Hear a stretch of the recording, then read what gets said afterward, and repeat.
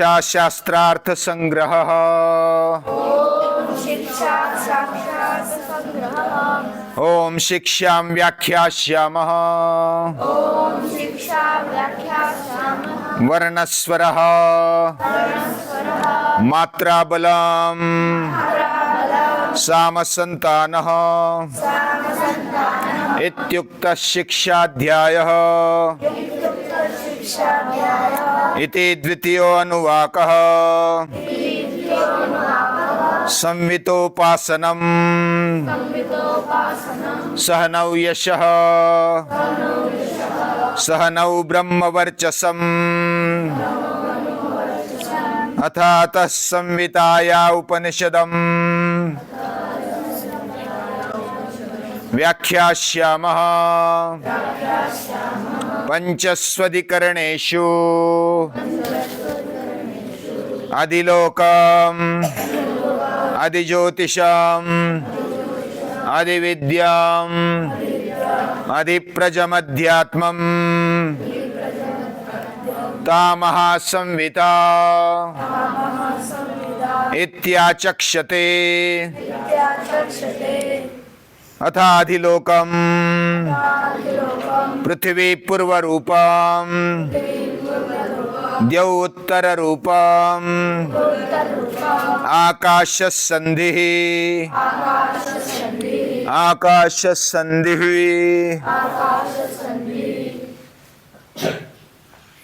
तैत्तरीयोपनिषद यह कई महापुरुष ऐसा कहते हैं कि वह कर्म प्रधान है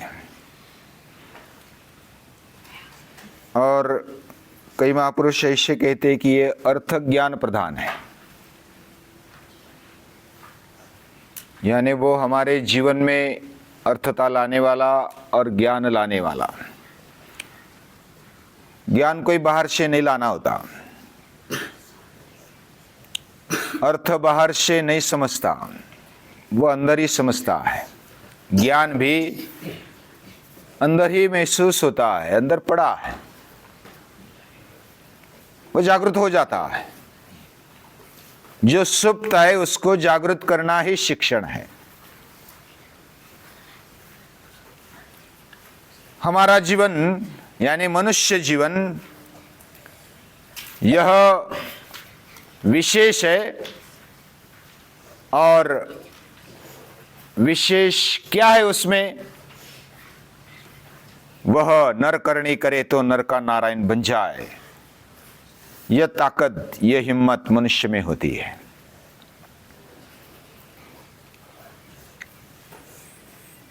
यह जो वाक्य है यह बार बार हम रिपीट करते हैं। जो अंदर से महसूस करने का प्रयास भी करते हैं तो उनमें तेज आ जाता है,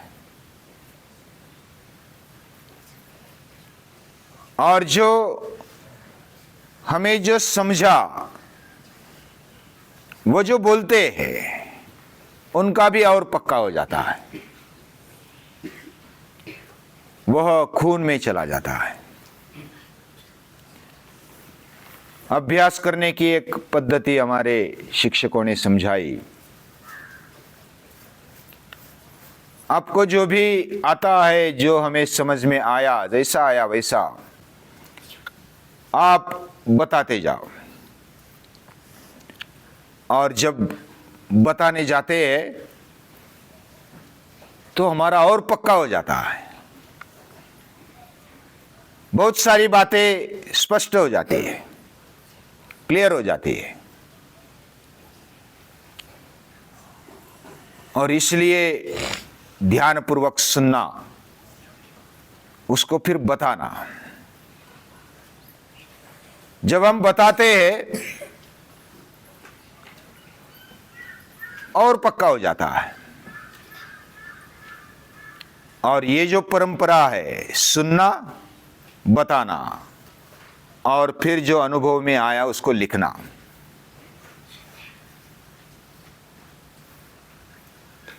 ऐसा जब चलता है, ये परंपरा बहुत प्राचीन काल से है। भारत में तो प्राचीन काल से है। वेदोपनिषद ये इसी परंपरा से आगे आए हैं। यह संवाद है, गुरु शिष्य का संवाद है, शिक्षक और विद्यार्थी का संवाद है। और यह संवाद में तादात्म्य है, एक रूपता है। जो विद्यार्थी आता है वो उसको जानना है जिज्ञासा से, जो बताते हैं उनको भी और गहरे तक जाना है। दोनों का ध्येय एक ही है, सत्य की खोज, और उसी राह पर वो आगे बढ़ते हैं। सत्य परमात्मा है, सत्य ईश्वर है, और उसी की खोज में दोनों लगे हैं। दोनों तेजस्विता से जीते हैं, संयम के साथ रहते हैं, श्रद्धा के साथ रहते हैं। दोनों ने व्रत लिया है और तप करते हुए, मेहनत करते हुए ध्येयनिष्ठ रहते हैं। दो तीन बातें मुख्य हम विचार कर रहे हैं। विद्यार्थी है और शिक्षक है, शिष्य है, गुरु है। वे दोनों श्रद्धा से रहते हैं, एक दूसरे पर विश्वास है, विश्वास और बढ़ते जाता है। ये पहली बात। दूसरी बात, वह व्रतनिष्ठ होकर के जीते। ब्रह्मचर्य और ध्येय निष्ठा, ये व्रत लेकर वो चलते हैं। और तीसरी बात, उस पर वो बने रहते, तपोनिष्ठ रहते हैं, तपोबल उनके साथ रहता है। दोनों मेहनत करते हैं। तप यानी केवल ध्यान में बैठ गए, आंखें मूंद ली और जप कर रहे, एक पांव पर खड़े हो गए। तपो द्वंद्व सहनम, ध्येय को पाने के लिए द्वंद्व का सहन करना। सुख आए, दुख आए, शीतलता आए, उष्णता आ जाए, सुख आ जाए, दुख आ जाए, उसमें बने रहना। यह ध्येयनिष्ठता है, यह तप है। और उसको बरकरार रखते हुए श्रद्धा है, व्रतनिष्ठा है और तप है। इसके साथ वो रहते हैं और एक दूसरे का रक्षण करने की कामना करते हैं। अवतु माम अवतु वक्तारम, हमारी रक्षा हो। जो सुनने वाला है उसकी भी रक्षा हो, जो बोलने वाला है उसकी भी रक्षा हो। और दोनों को ज्ञान की साधना में आगे बढ़ना है। जो गुरु है वो सीनियर है, उसको ज्यादा अनुभव है, और जो जूनियर है या तो विद्यार्थी, उसको कम अनुभव है। तो दोनों अपने राह पर चल रहे हैं। यानी विद्यार्थी गुरु परायण है, शिष्य गुरु परायण है, गुरु ज्ञान परायण है, शिष्य भी, विद्यार्थी भी ज्ञान परायण है, और उनका दोनों का ज्ञान सेवा परायण है। सेवा मतलब मेहनत, कर्म करने की वृत्ति, जिम्मेदारी के साथ, नम्रता के साथ। ये जब चलता है तो ज्ञान अपने आप स्पष्ट होते जाता है। और वो वर्ण के द्वारा, स्वर के द्वारा प्रकट होता है। वर्णस्वरा मात्रा बलम साम संतानः।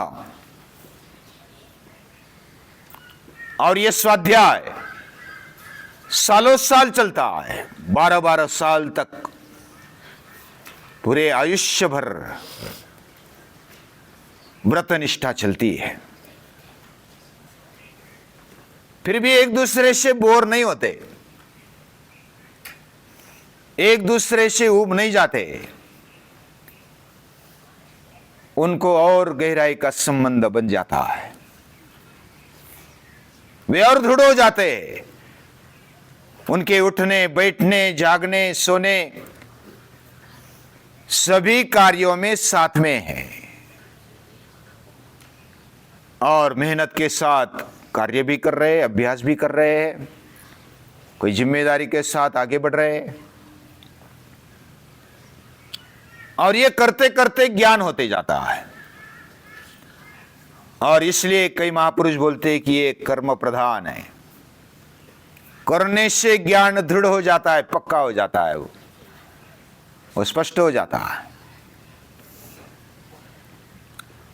कोई बोलते हैं अर्थ ज्ञान प्रधान है, आद्य शंकराचार्य जो है ना वो बोलते हैं अर्थ ज्ञान प्रधान है। ये जो उपनिषद है,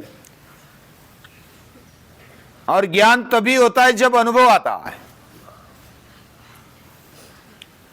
और शब्दों के द्वारा, वाणी के द्वारा, सुनने के द्वारा, लिखने के द्वारा, भाषा के द्वारा हमारा ज्ञान गति से प्रकट हो जाता है, उसमें तीव्रता आ जाती है,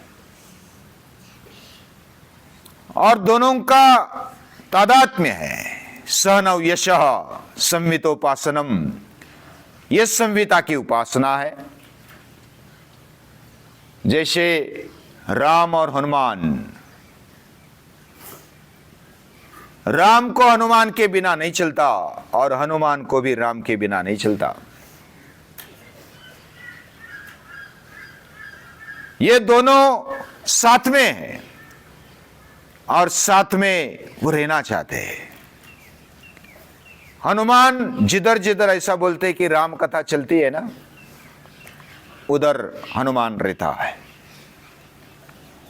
और जिधर हनुमान है उनके तो सीने में राम और सीता है, और ये दोनों का तादात्म्य है। दोनों एक दूसरे के साथ रहकर धन्यता मानते हैं, वह कृतकृत्य हो जाते हैं। एक जानकर कृतकृत्य होता है, एक बताकर कृतकृत्य होता है।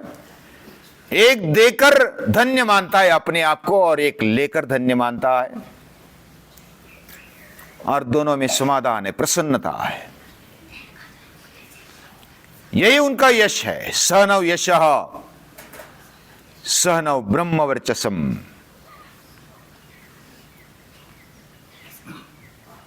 यानी कि जैसे कोई कोई साथ में तो आते हैं, बोलने वाला भी आता है, जैसे व्याख्यान देने वाला और स्वाध्याय करने वाला, मनन चिंतन करने वाला, इसमें फर्क है। स्वाध्याय करने वाला यह एकत्व उनमें दिखाई देता है, सभी एक लेवल पर है। और जो व्याख्यान देने वाला अपने आप को बड़ा मानता है, बाकी सुनने वाले हैं, उसको पैसा चाहिए, उसको सभी लोग खुश हो जाए, वो हंसने लगे, उनका मनोरंजन हो जाए, इसके लिए वो व्याख्यान करता है। और जो स्वाध्याय करता है, मनन चिंतन करता है, उनके लिए एक बोलने वाला भी, उसको जीवन विकास चाहिए, अपने जीवन में कृतकृत्यता चाहिए, और सुनने वाला भी अपने लिए जीवन विकास चाहता है। दोनों का हेतु एक है, दोनों समान लेवल पर है, और इसलिए स्वाध्याय में विशेषता है। स्वाध्याय आत्मा प्रमदः, इसमें दोनों का यश है, दोनों की कृतकृत्यता है, धन्यता है, दोनों अपने आप को धन्य मानते हैं। सहनव ब्रह्मवर्चसम, उनको विश्वास है कि हमारा जो भी अभ्यास चल रहा है हमारे विचारों में तेज पैदा करेगा, हमारे बुद्धि में, हमारे मन में तेजस्विता लाएगा, जीवन में तेजस्विता लाएगा, जीवन विकास की ओर ले जाएगा।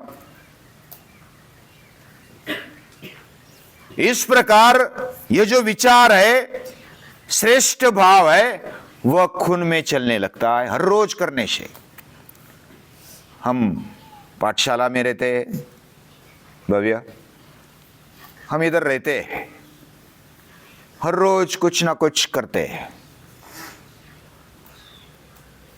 सुबह उठते हैं, योग करते हैं, कुछ अभ्यास करते हैं, प्रार्थना करते हैं, पारायण करते हैं, खेलते भी है, कुछ कार्य भी करते हैं। और इसमें हमारी तेजस्विता प्रकट होने लगे, हम खुमारी से अपने बलबूते पर खड़े हो जाए, हमारे खून में वो उतरने लगता है। खून में आने के साथ साथ वो पूरे शरीर में ऊर्जा पैदा करता है, वो कृति में आता है, विचारों में आता है, वो वर्तन में आता है, आचरण में आता है। इस प्रकार ये अभ्यास, ये विद्या बाद में व्रत लेकर के हमारे जीवन में उतरती है और उसी से तेज निर्माण होता है, ब्रह्म तेज निर्माण होने लगता है। उनका हेतु एक है, जो भी इस प्रकार अभ्यास करते हैं उनका हेतु एक है, उनके जीवन में उसको आगे बढ़ना है, उनको आगे बढ़ना है, जीवन कृतकृत्य करना है। और ये प्रार्थना करते हैं, साथ में बैठकर प्रार्थना करते हैं, स नौ यशः स नौ ब्रह्मवर्चसम अथाता संहिताया उपनिषदम। ये उपनिषद है, संहिता है। संहिता मतलब वेदों का एक भाग है संहिता। और उसमें क्या होता है, एक बात को स्थिर करने के लिए सालों साल लग जाते हैं और उस पर वो मनन मंथन करते हैं, आचरण में कैसे आ जाए उस पर वो मनन चिंतन करते हैं, निधिध्यासन करते हैं, और फिर भी एक दूसरे से उबते नहीं। उनको आनंद आता है, प्रसन्नता और बढ़ते जाती है। इस प्रकार दोनों धन्य हैं। ऐसे जीवन जीने वालों को हम रोज याद करते हैं, उनका अभ्यास, उन्होंने जो भी संवाद किया है उस पर क्या उनके मन में, उनके अंतःकरण में चल रहा होगा, उसको अंदाज से, अपने बुद्धि से समझने का प्रयास करते हैं। वे हमारे लिए प्रेरणा है, भगवान हमें बुद्धि दे, हमें समझ दे। ऐसी प्रार्थना करते हुए उनको नमस्कार है, प्रणाम।